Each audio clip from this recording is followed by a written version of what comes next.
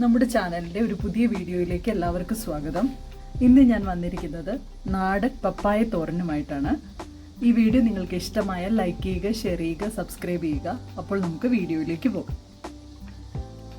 പപ്പായ തോരൻ ഉണ്ടാക്കാൻ വേണ്ടിയിട്ട് ഞാനൊരു പപ്പായയുടെ ഹാഫാണ് എടുത്തിരിക്കുന്നത്. ഒരു ചോപ്പർ യൂസ് ചെയ്ത് വളരെ ചെറുതായിട്ട് ചോപ്പ് ചെയ്ത് വെച്ചിട്ടുണ്ട്. ഇത് ഏകദേശം 500 ഗ്രാം ഉണ്ട്. ഇനി ഇതിലേക്ക് വേണ്ട മറ്റ് ഇൻഗ്രീഡിയൻസ് എന്തൊക്കെയാണെന്ന് നോക്കാം. 1 കപ്പ് തേങ്ങ എടുത്തിട്ടുണ്ട്, 1/2 ടീസ്പൂൺ മഞ്ഞൾപ്പൊടി, 5-6 ചെറിയുള്ളി, ഒരു 4 പച്ചമുളക്, 1 ഇതള് കറിവേപ്പില, 1 ടീസ്പൂൺ കടുക്, 1 ടേബിൾ സ്പൂൺ ഉഴുന്ന്, അതുപോലെ തന്നെ 1 ഇതള് കറിവേപ്പില, അതുപോലെ ഒരു 3-4 വറ്റൽമുളക്, പിന്നെ ആവശ്യത്തിന് ഉപ്പും വെളിച്ചെണ്ണയും. ആദ്യമായിട്ട് നമുക്ക് തേങ്ങയും പച്ചമുളകും ചെറിയുള്ളിയും കൂടി ഒന്ന് ചതച്ചെടുക്കണം.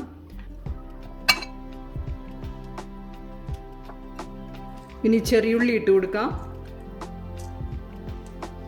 അതുപോലെ തന്നെ പച്ചമുളക്, മഞ്ഞൾപ്പൊടി, അതുപോലെ 1 ഇതള് കറിവേപ്പില. ഇതെല്ലാം കൂടെ ജസ്റ്റ് ഒന്ന് ചതച്ചെടുക്കുകയാണ് വേണ്ടത്.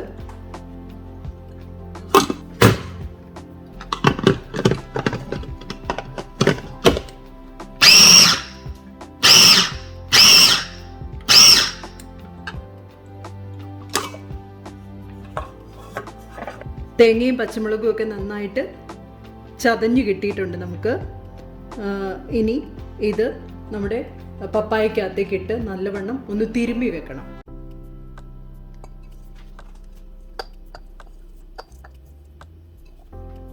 നല്ലവണ്ണം ഒന്ന് തിരുമ്മി പിടിപ്പിക്കാം.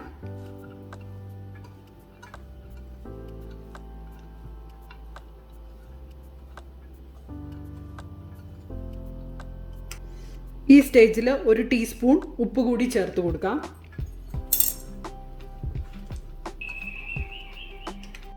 തേങ്ങ നന്നായിട്ട് തിരുമ്മി പിടിപ്പിച്ചിട്ടുണ്ട്. പച്ചമുളകും അതുപോലെ തന്നെ ചെറിയുള്ളിയൊക്കെ നന്നായിട്ട് ഈ പപ്പായയിലേക്ക് നമ്മൾ തിരുമ്മി പിടിപ്പിച്ചിട്ടുണ്ട്. ഇനി ഒരു 10-15 മിനിറ്റ് റെസ്റ്റ് ചെയ്യാൻ വെക്കാം. അതിനുശേഷം നമുക്ക് കടുക് താളിച്ച് വേവിച്ചെടുക്കാം. ഒരു പാൻ അടുപ്പത്ത് വെച്ചിട്ട് പാൻ നന്നായിട്ട് ചൂടായി കഴിയുമ്പം അതിലേക്ക് ഒരു 2 ടേബിൾ സ്പൂൺ വെളിച്ചെണ്ണ ഒഴിച്ചു കൊടുക്കുക.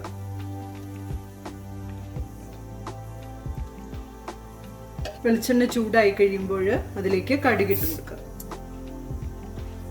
കടുക് പൊട്ടി കഴിയുമ്പോൾ ഉഴുന്ന് ഇട്ട് കൊടുക്കുക.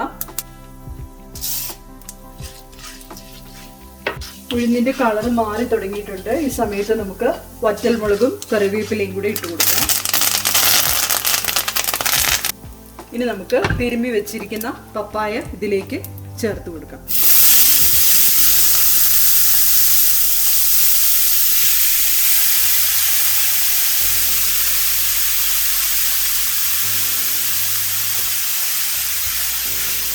നന്നായി ഇളക്കി കൊടുക്കുക. അതിനുശേഷം ഒരു ഹൈ ഫ്ലെയിമിൽ നമുക്ക് മൂടി വെച്ച് കുറച്ച് സമയം വേവിച്ചെടുക്കാം.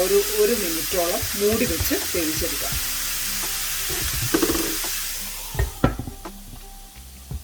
ഒരു മിനിറ്റ് കഴിയുമ്പോൾ ഇത് തുറന്നിട്ട് നമുക്ക് ഇളക്കിയിട്ട് കൊടുക്കാം.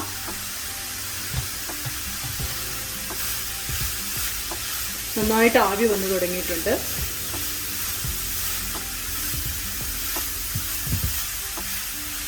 ഇനി മീഡിയം ഫ്ലെയിമിലേക്ക് ആക്കിയിട്ട് കുറച്ച് നേരം നമുക്ക് അടച്ചു വെച്ച് വേവിക്കാം. ഇടയ്ക്കിടയ്ക്ക് ഒന്ന് ഇളക്കിയിട്ട് കൊടുക്കണം, അല്ലെങ്കിൽ അടി പിടിക്കും ചിലപ്പോൾ.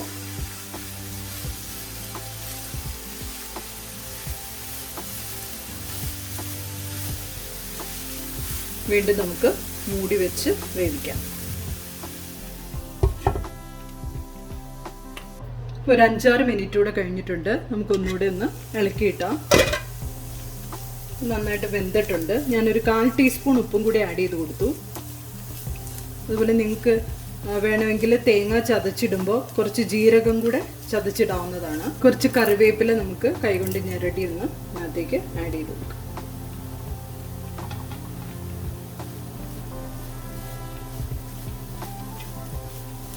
ഇനി നമുക്ക് സ്റ്റൗ ഓഫ് ചെയ്യാം. ഇത് നമുക്കൊരു സെർവിങ് ബൗളിലേക്ക് മാറ്റാം.